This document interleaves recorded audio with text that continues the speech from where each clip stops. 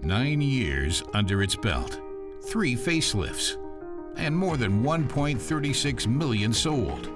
Mitsubishi has offered the ASX since 2010, and it's been essentially unchanged, at least under the surface. But instead of a new generation, the Japanese maker has come up with ASX Facelift number 4.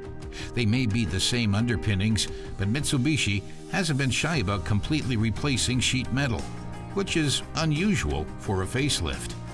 The new beefy front is called Dynamic Shield and draws on Mitsubishi's new design language. Nothing has changed with the compact outer dimensions.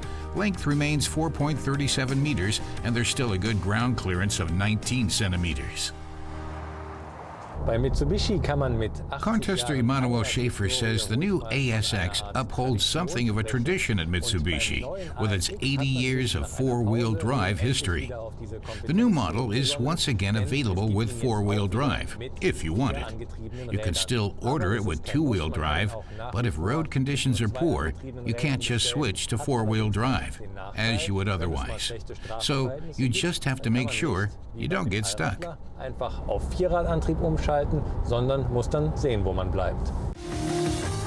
Under normal conditions, the variable all-wheel system powers the front wheels, but if they lose their grip, the computer spreads the torque evenly between front and rear.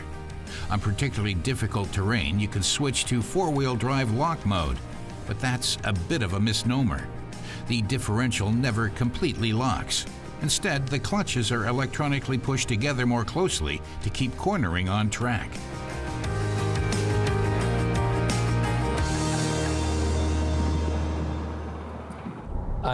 Emmanuel says a major criticism of the previous ASX was its somewhat weak engine.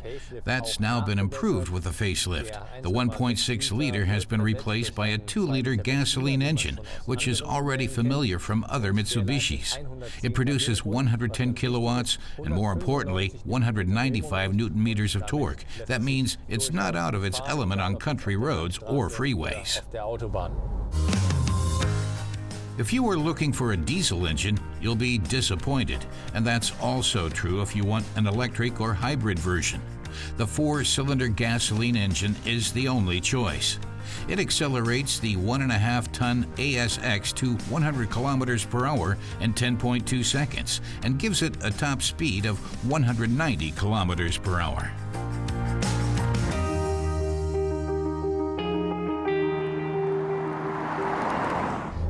Emmanuel has 2 nitpicks. First, the manual transmission on the ASX has only 5 gears. Nowadays, it should have 6 at the very least. Also, if you want to pick up some speed, the engine has to rev up relatively high, and that means the interior can get pretty loud. But there's less to complain about at moderate speeds. The suspension handles bumps well, although he'd expect nothing less from an SUV. If shifting gears isn't your thing, there's an optional continuously variable transmission. But here too, sporty ambitions should be kept in check, because strong acceleration has never been the hallmark of a CVT. Once again, the ASX likes to be a little cautious. Despite its fresh new appearance, nearly everything is the same on the inside. But not quite everything. The climate control panel has been redesigned. The interior is the same understated gray with just a few metallic accents. There's an updated infotainment system with a touchscreen that now features an 8-inch screen, up from 7. Nothing has changed when it comes to the car's roomy inside dimensions. Depending on the position of the rear seat, the trunk volume ranges from 406 to 1,206 liters, typical for its class.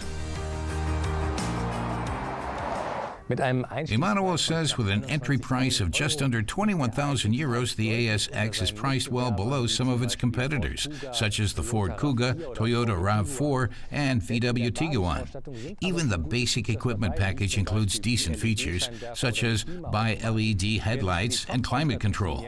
And if you opt for the top equipment line, which includes nearly everything your heart desires, it's still below 30,000 euros. His conclusion? If you like the design of the ASX, you can save a few thousand euros compared to other manufacturers.